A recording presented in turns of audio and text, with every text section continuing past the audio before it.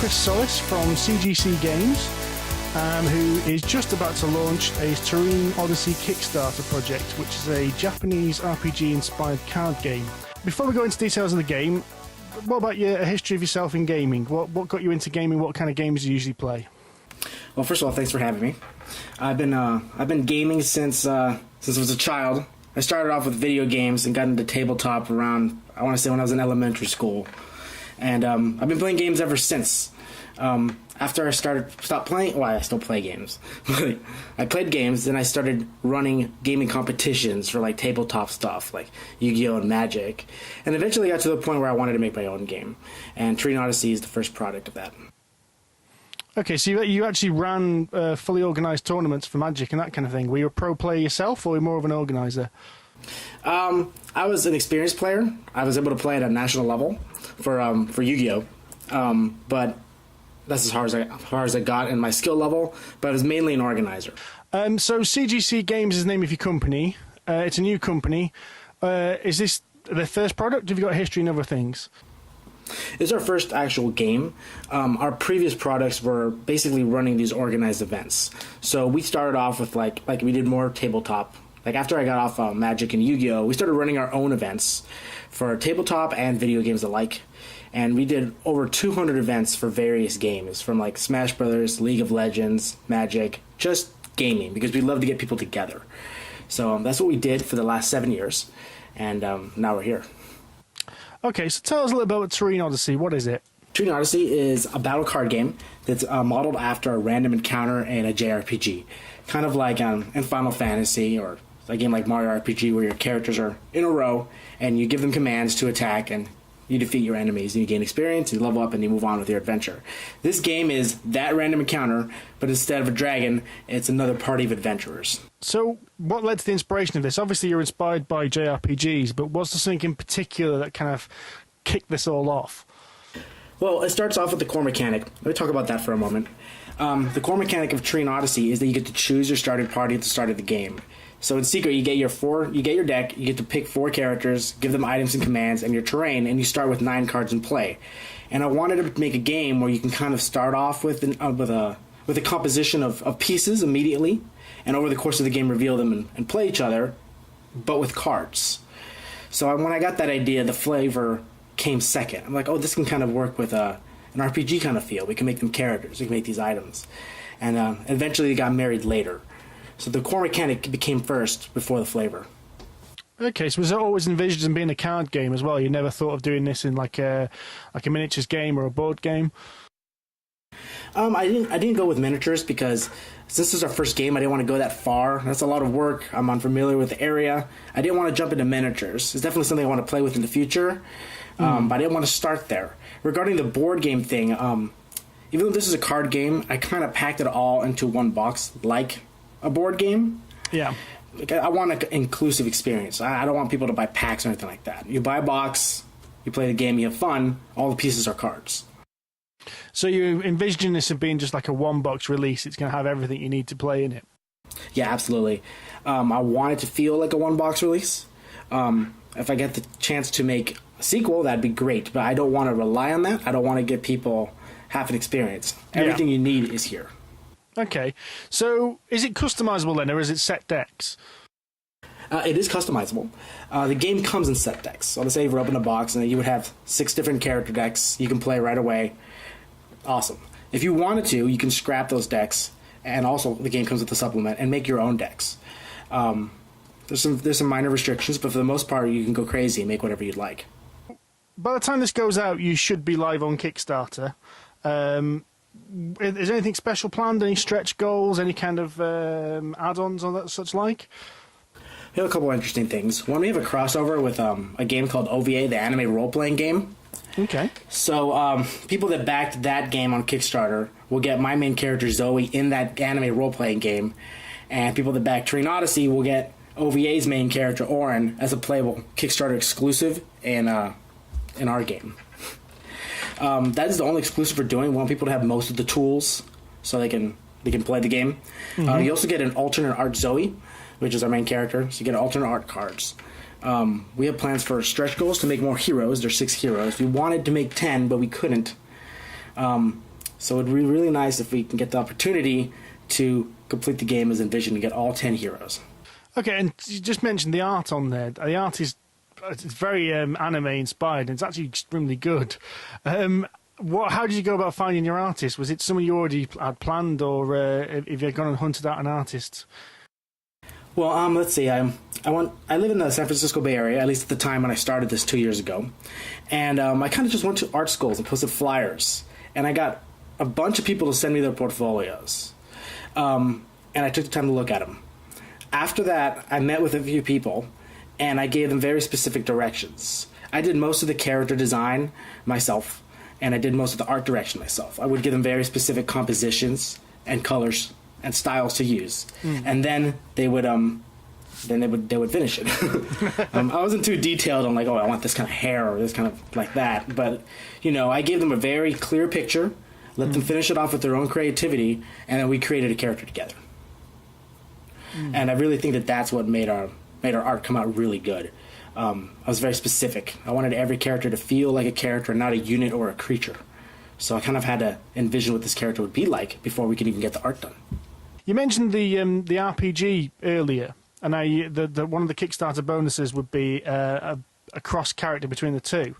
Are they in fact like link worlds? So characters from the RPG are in the Terrene Odyssey. In terms of flavor, they're not. They're just guests. So the actual world of Terrene Odyssey, is it just completely new and it's been made up for this game? Correct. It's 100% fresh. All the characters, all the classes, the world itself was created for this game. And you mentioned earlier that you'd actually come up with the game first and added the JRPG element to it. What came into your brain to kind of suggest that was the right theme for this game?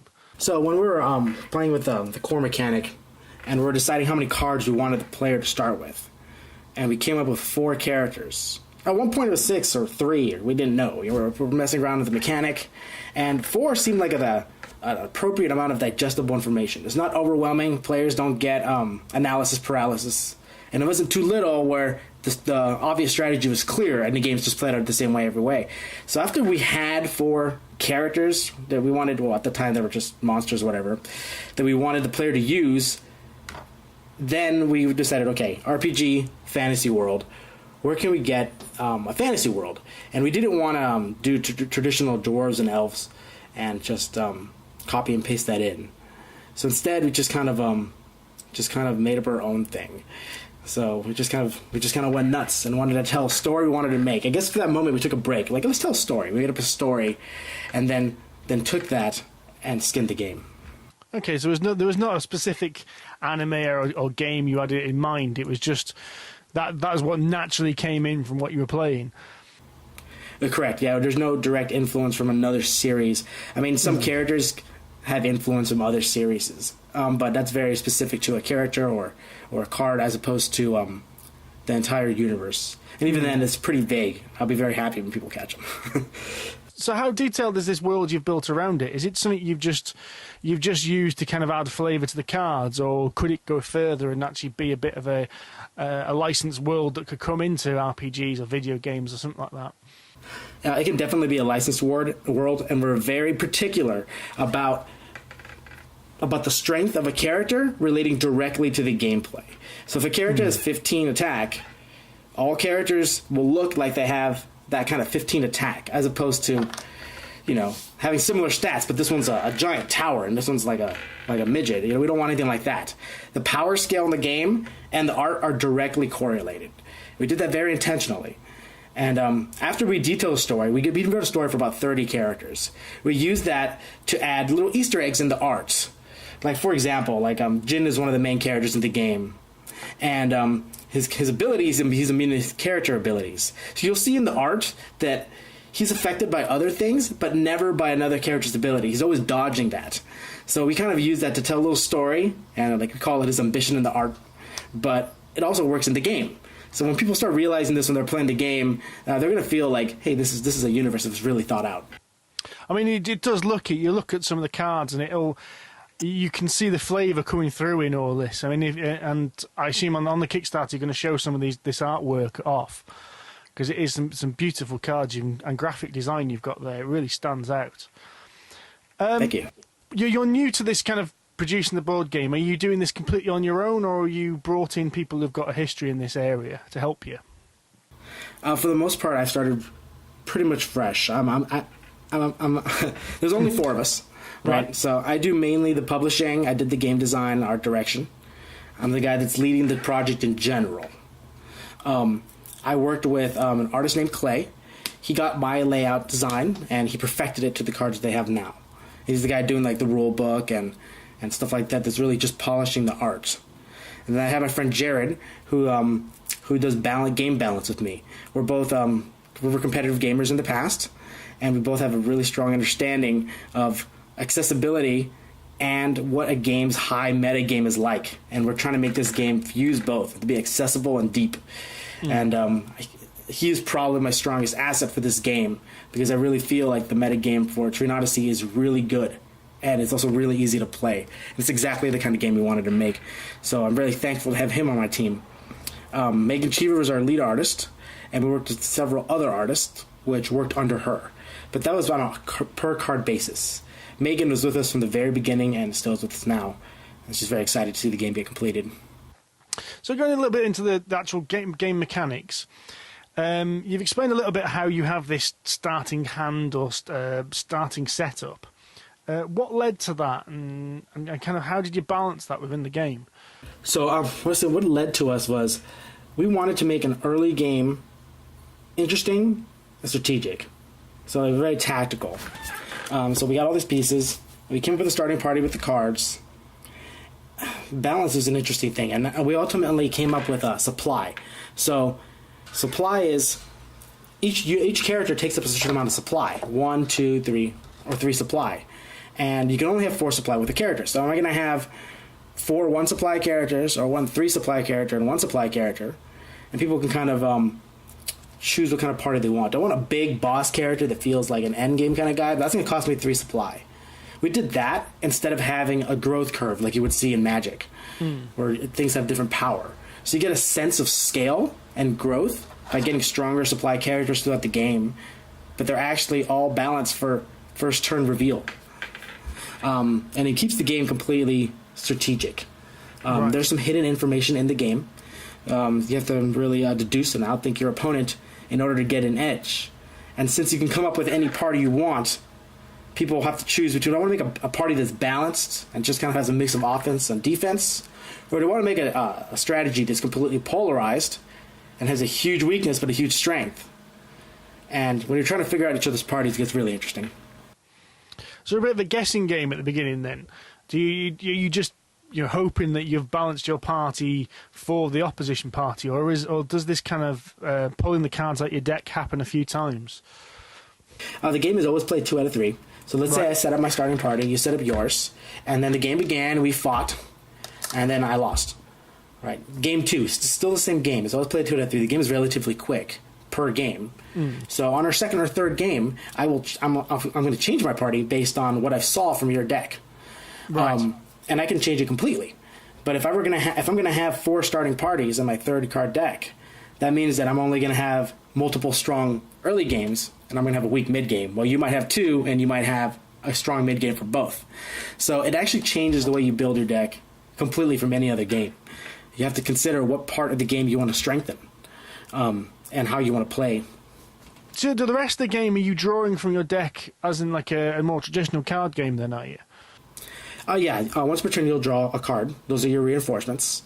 Games are a few turns, so you definitely won't be going through all your deck. And you'll be replacing characters or giving them new items and commands as reinforcements. You say it's quite a quick game. Typically, how long does each of these 3 rounds last? 3 rounds would be it'll be less than an hour. I would say 45 minutes. Okay. 1 game is about 15 to 20 minutes. So yeah, just 15, 20 minutes times 2 or 3, and that's a full set of the game. Yeah, once people begin to pick it up. Of course, first time, people got to learn the rules and all that. Yeah. And you say, is it only 2-player only, or do you reckon it's playable with 3 or 4? It's actually playable up to 4 players. Okay. The game is designed to have a doubles mode, a 2v2 mode. Yeah. All the cards are balanced for both modes. So you can read them and just understand. There's no, like, oh, pretend it says this for doubles. So they're all very clear. And doubles is actually really interesting. It's It's a lot of fun, and you definitely have to work with your teammate to not die. What makes it different is that instead of having 4 supply of characters, you only get 3, but you each have 3. So you have a total of 6 characters on each side of the team, and the battle gets crazy. So, hopefully by the time this is up, your Kickstarter's up and running. What can you tell us about the project itself? About the Kickstarter itself? Yeah, so what are you offering as part of the Kickstarter project? When's it going to run to? Funding goals, that kind of thing. All right, so we're asking for $10K on the Kickstarter, and we're running for 45 days. We have a couple options. You can get the game, of course. We have the game is a $60 game. It's 350 plus cards, and it's this big 12 by 12, all the Terrene Odyssey cards in there, pre-con kind of thing, and all these bits. So we made a big game. There's also smaller versions you can get. They're basically just good versions of the print and play for people that just kind of want to try it out. They're just basically parts of the full game. So you can get those as well. And we also have playmats. We have these big playmats, Terrene Odyssey playmats featuring our original art and have a life meter on it. They're really nice and really thick. And a lot of people that are familiar with like card game communities are really going to love those. And we got some supplemental things if you want to support, like pins, stickers, and stuff. So what's it been like getting to this point? How much work is involved? Let's see. I started this.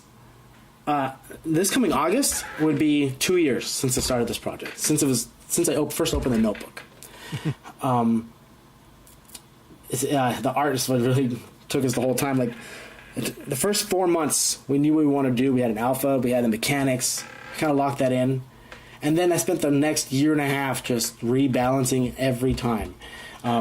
We would do a balance pass every 2 months because we have a couple friends. We give them demo kits, they play, and then we get together and we collaborate and just rebalance, readjust the pace till the day I have to ship this.